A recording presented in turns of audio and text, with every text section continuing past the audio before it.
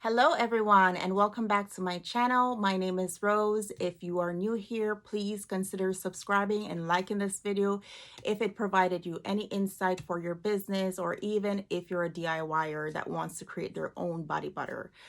So today we're going to talk about the 10 things that I wish I knew when starting a body butter business. I have my notes here. So if I look down, it's just that I'm trying to figure out what I'm going to say next. They're in no particular order. It's just 10 things that are written down that are very important to consider before jumping in. First thing on the list is that all body butters are not created equally. And what I mean by that is the ingredient that it includes.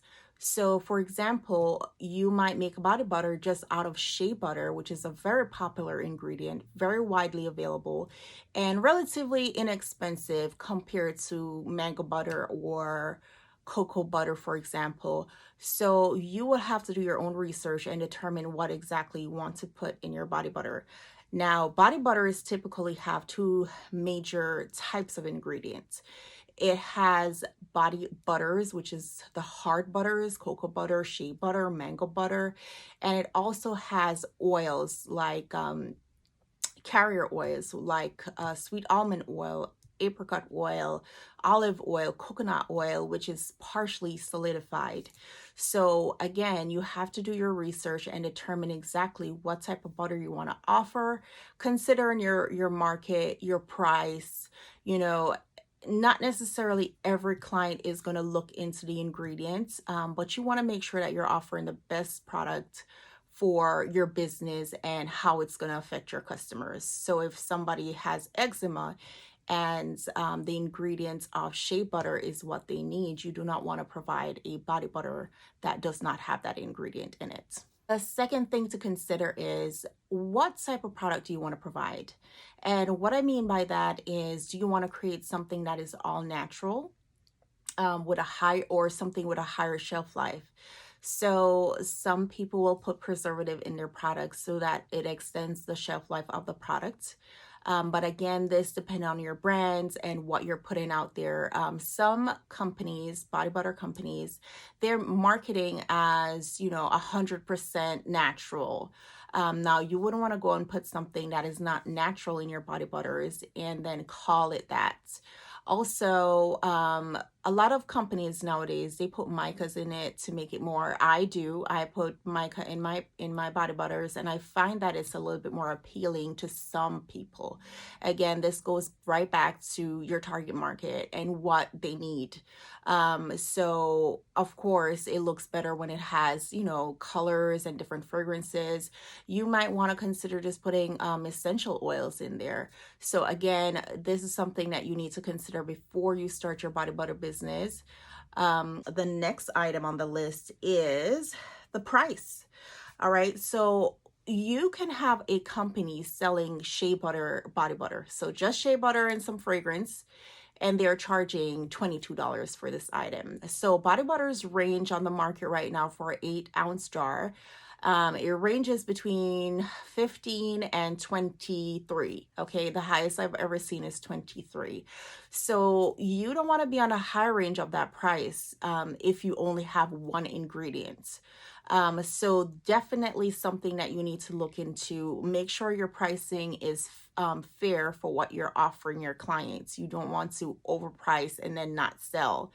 The next thing that I wanted to touch on is, I'm not even sure what number. I think I'm on number 3. But the biggest thing with body butters, okay, and this is something that really shocked me because I didn't do my research, but here you are on this video watching it. So please, if you do enjoy the content and you find it to be helping you with your business, please go ahead and like and subscribe. But the biggest issue with body butters is that they melt. Oh my gosh, I had a few complaints my first year, which was this summer past 2021, and pretty much the body butters would melt. Now, I didn't have a lot of those. I had a few complaints, which I didn't want to have as a business owner. You know, you take so much pride into the things that you put out. You make sure the presentation is awesome, the packaging is awesome, but when it gets to the customer, it melts. Okay. And of course, you can put a disclaimer on your site to say, hey guys, please try to pick up your package as soon as possible. But you have to think that people go to work. You know, people are, you know, you're not sure exactly when the post office is going to deliver the package. So you'll find that most body butter businesses, they say that they will ship the package between Monday and Wednesday, which is an awesome plan. However, I find that through this last year, even though the post office even though the post office will say that it takes between 2 to 3 days to get the product delivered, honestly, it took them a while, sometimes 5 days. So even though I didn't want the product to sit in a warehouse, it did. Okay. And so I had some meltage, especially in those areas of the United States that's a little bit hotter, like Arizona, Las Vegas, you know, those areas that it gets really hot, even Florida. Yes, we live in Florida here, and it does get really hot, and that is one of the major issues. Actually, I think that's the biggest turnoff from the body butter business, is that they melt, and you have to be able to negate that.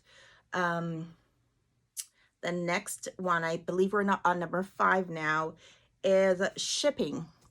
So going back to shipping, is it takes a certain time frame.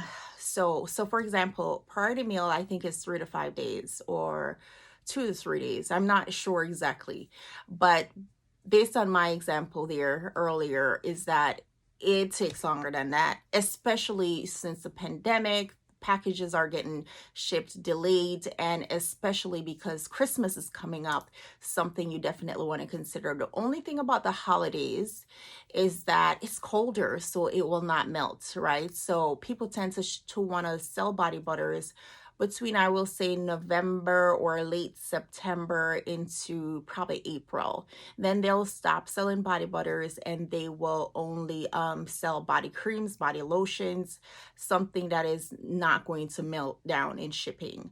So definitely something to consider if you are going to get into this business. Okay. So something else is priority mail. So priority mail is going to, according to the USPS, going to guarantee that your product gets there within a certain time frame.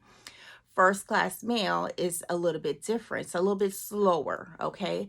However, I find that I have on my website, I offered originally priority mail because of the whole shipping debacle and the melting.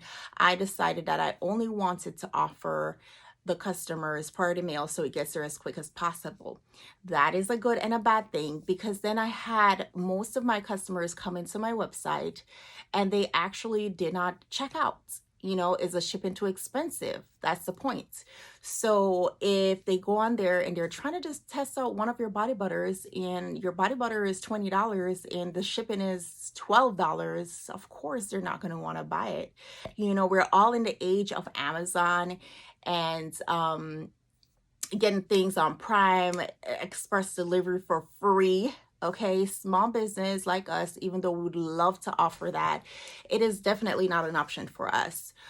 So we have to try to offer them a cheaper price. So that's why I decided, especially in the winter months, to offer first class as opposed to only priority. So it's a little bit less, maybe $5 for shipping, and that's more digestible, and people will be willing more to try your products. Okay, so let's see.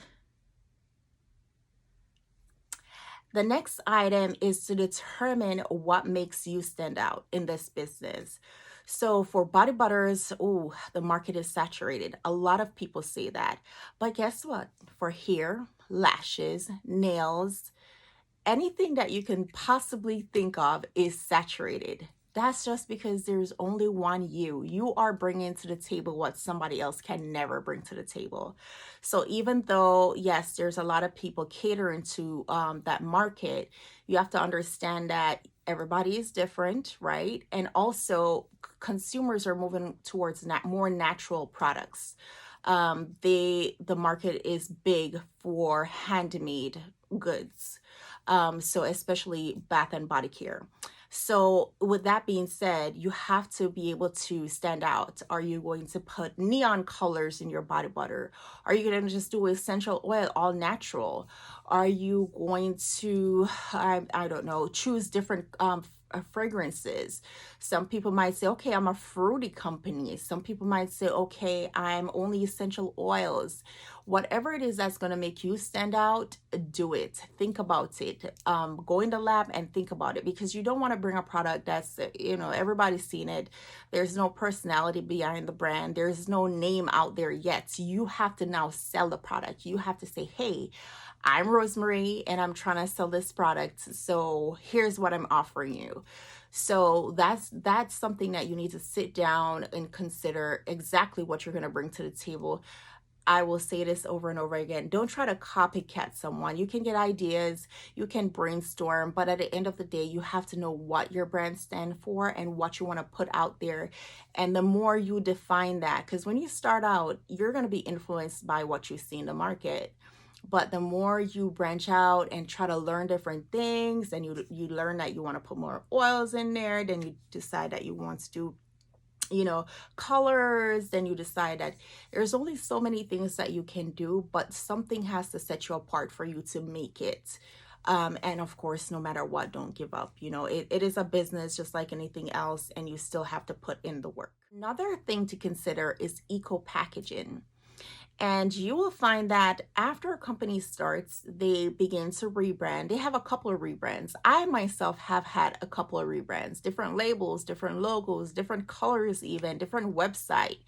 And that's just because you're growing and learning, and you become more proficient in the basic task and you want to step it up a notch. That's normal. So packaging is a big thing, because you wanted to determine what size body butters you're going to sell. Are you going to sell only a 4-ounce, a 5-ounce? Maybe you can make it more competitive if you go a little smaller, mid-size, then get an 8-ounce. Maybe you can just offer jumbo jars, a 16-ounce container of body butter. Whatever you're going to do, though, you have to consider eco packaging. And so that means that, are you going to use those glass containers? That is something that some of the customers might lean towards. They prefer you to have your packaging all eco-friendly, less plastics. So even your bubble wrap, some customers do not like that for the environment. And I know it's a good initiative, but it doesn't necessarily work for a small business owner, because it is more costly to get those eco packaging. So that's something that you might want to consider: your packaging, your sizing of your jars, and also what you're going to wrap it into, if you're going to offer a box or bags, any kind of plastic and glass jars. And also, if you decide to use a glass jar, which is very popular these days, you have to worry about the weight being added to the product, as well as what if it shatters during shipping. So definitely something that a lot of companies are moving towards, which could be affiliated with your branding. Maybe you're doing all natural, eco-friendly and all that. Definitely something to consider when you're starting your business. I think right now we are at number 8. And the next thing is, body butters are usually made in small batches.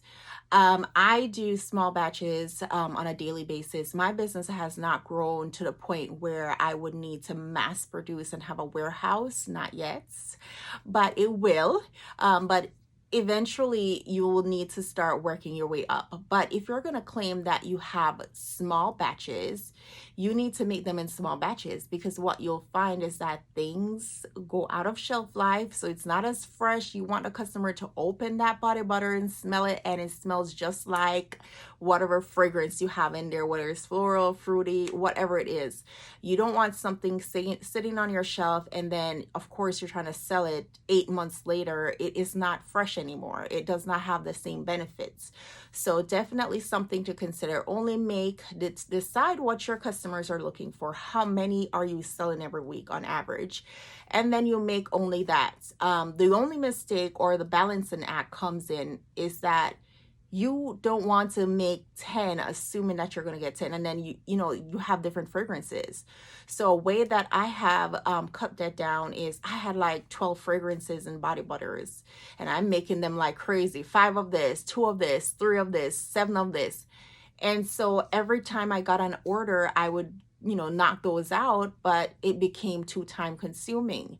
So I would limit the scents of the body butter. That way you can hone in on making these 4 body butters then in this scent. Some companies only sell 1 at a time, 2 at a time, which I see as very beneficial, because at least you can focus on marketing those 2. Again, it goes back to your brand, because if you think about it, if I only sell 2 cents, then it is what it is, right?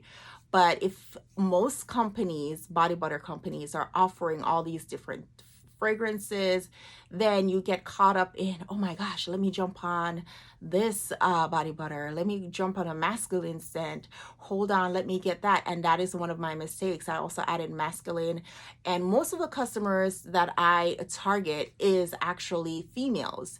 So I do sell some male fragrances sometimes, but again, this is go back to something that you have to think about before expanding your brand. I believe we're at number 9 now.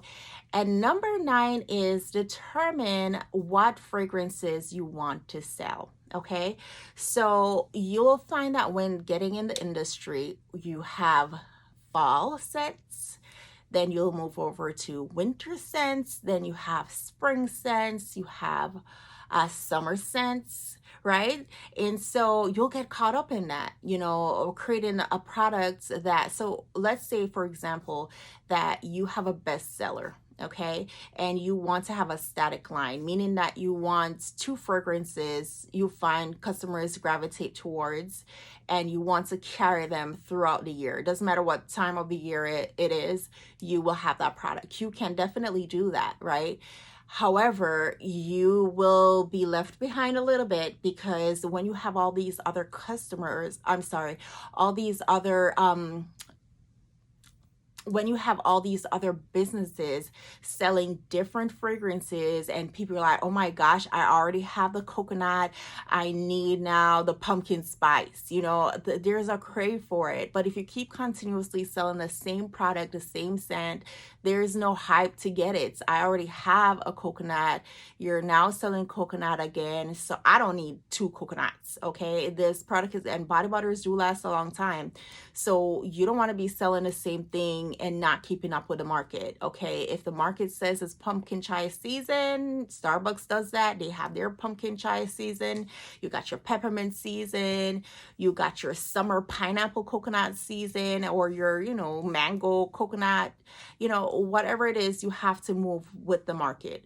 So with that in consideration, I know that kind of contradicts what I said previously of narrowing down your fragrances. So maybe you will just have 1 static fragrance, and then you will just put 2 more in there every season. You'll add 2 additional fragrances depending on what your customers might be looking for. And the good thing about business is that, let's say that this year you decide to sell pumpkin chai, and you realize none of your customers really repurchase. There's no repurchase on those. Then next year you try something else. And that is what you have to do with your customers, because what works for one business might definitely not work for another, even though you're in the same exact industry. And I think that brings me to my last point. Some seasonal scents do not sell. Okay. Some seasonal scents do not sell. So I will say that the first year in business, not this year, previous year, I had pumpkin chai on the body products. Now, me personally, because you have your personal opinions on what will sell, but it might surprise you on what customers would really buy. So my personal opinion is that I don't like pumpkin anything on my skin. I mean, I like sweet, fruity fragrances, and that's what I prefer. Some people like floral, some people just like a vanilla. So everybody have their preferences. You have to figure out what your customers market or your customers prefer. You can't just go off based on what you feel. So of course, I didn't necessarily want to go out there and put in pumpkin chai body scrub or a body butter. I wanted to sell, other fragrances that I think might relate more to my target audience. But sure enough, pumpkin does not sell well for me, but I see it doing well for other people. And every year they're like, fan favorite, pumpkin is back. And I'm like, nobody really bought my pumpkin. I'm not sure why.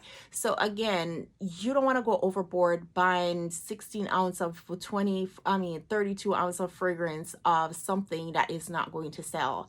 Test it first, see what the customers are liking. Do polls on your social media, Instagram, and see what exactly they're looking for. Just remember, the longer you're in the business is the more you'll learn, and everything is something teaching you something. So if you buy a 32 ounce bottle of fragrance and it does not sell at all, you do something else with it, offer it in your samples, but at least that was a learning lesson for the next time.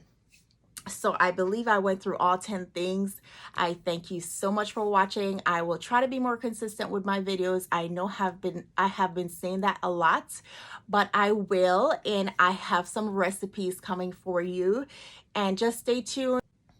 So please subscribe. Consider following us on Instagram at Lavish Butters. We also trying to upgrade our TikTok as well. We're trying to get our business out there a little bit more. But consider subscribing and liking this video, and we'll keep them coming. Thank you so much for watching. Enjoy. Bye-bye.